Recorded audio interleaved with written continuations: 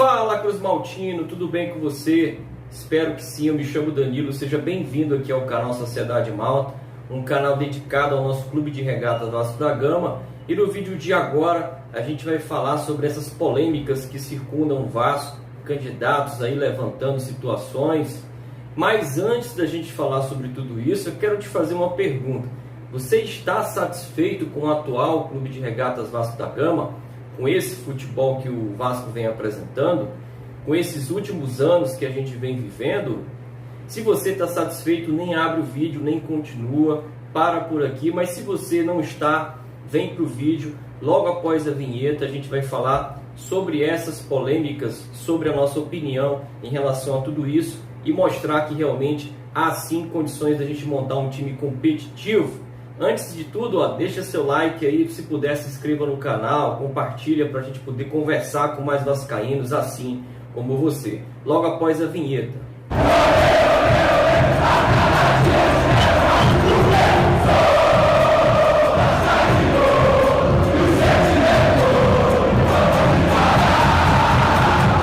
Então, se você está aqui após a vinheta, é porque de fato você não está satisfeito. O Vasco da Gama nos últimos anos tem disputado o Campeonato Brasileiro para não cair, com times montados aí durante quase todo o ano. A gente vê jogadores chegando. 2020, por exemplo, agora que chegou o nosso lateral direito, agora que chegou um zagueiro para dividir a responsabilidade com o Castan. O Neto Borges chegou, mas agora que conseguiu disputar a vaga com o Henrique. Chegamos até agora, recentemente, um volante contratado capaz de realmente melhorar o meio campo do Vasco, como é o Léo Gil. E estamos na iminência de perder o Benítez, porque o presidente atual do Vasco já passou a bola para o próximo presidente e não reconhece que existe de fato já um presidente definido, pelo menos por enquanto, né? E a torcida do Vasco cansada disso tudo. O time disputando mais uma vez para fugir do rebaixamento. Na Copa do Brasil, mais uma vez eliminados antes das quartas de final, antes das semifinais.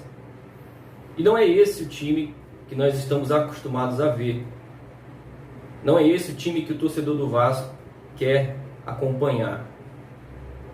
E aí, como se não bastasse já tudo isso, existem alguns projetos que podem trazer algo de diferente. A expectativa da torcida é enorme. Algumas coisas fogem um bocado, aí, como é o caso do Hulk.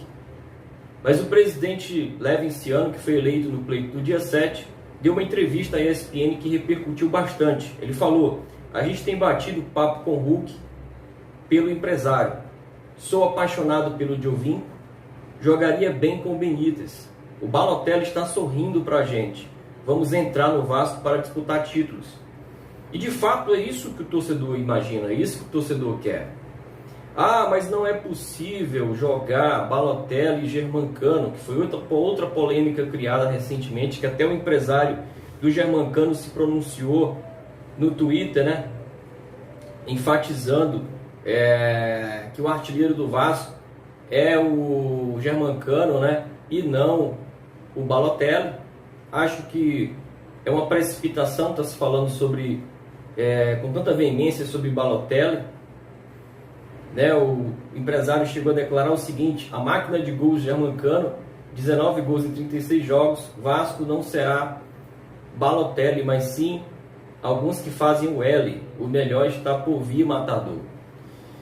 Então, cria-se alguns cenários para tentar tumultuar. Por que eu te falo isso? Eu vi o Vasco de 2000 jogar com Romário, com Edmundo, com Viola, com Juninho Paulista, com Juninho Pernambucano, com Juninho Baiano, Odivan. Enfim, um time que tinha mais de uma opção, sim, para o ataque, para cada posição. É isso que faz o time começar realmente a ter um nível de competitividade maior. Quando você tira um jogador de determinada zona de conforto, porque ele se sente titular absoluto. Vimos um exemplo aí, estamos vendo ainda do Pikachu, que chegou no Vasco disputando posição. depois que a conquistou, durante alguns anos ajudou bastante, mas ultimamente está acomodado. Não é isso que o torcedor quer. A gente viu aí o rival, teve o artilheiro do ano passado, os dois atacantes sendo o artilheiro do ano passado, mas foi buscar o Pedro. E qual o problema disso? A gente foi campeão da Mercosul com atacantes de ponta, com atacantes que seriam reservas, que seriam titulares em qualquer clube. Ganhamos a Mercosul, ganhamos o Brasileiro, e a gente não pode, segundo a declaração do senhor Salgado, a gente não pode ter um segundo artilheiro no time. Até porque eu acho que o Balotelli e o Germancano jogariam sim os dois titulares. O Germancano sai muito da área, como foi no segundo tempo, que lançou aquela bola para o Pikachu lá do meio campo, como tem feito, né, puxando a marcação para que a marcação abra espaço, né, para que outros jogadores infiltrem. Jogador extremamente inteligente. Tenho certeza que o Balotelli não seria o nosso centroavante, poderia jogar muito bem com o Germancano, mas as pessoas ficam criando polêmica. Veja só o que disse o seu Salgado. Está na hora de se ter mais responsabilidade com o Vasco. Especular contratações fantasiosas com o campeonato em andamento é muito ruim. Agora, dizer que vai contratar jogador para a posição de nosso principal artilheiro é total falta de noção. O Vasco não merece. Ora, seu Salgado, o Vasco não merece ter como reserva do Germancano o Ribamar. Aí o Germancano adoece, recebe um terceiro cartão, e quem é que vai ser o nosso artilheiro lá na área?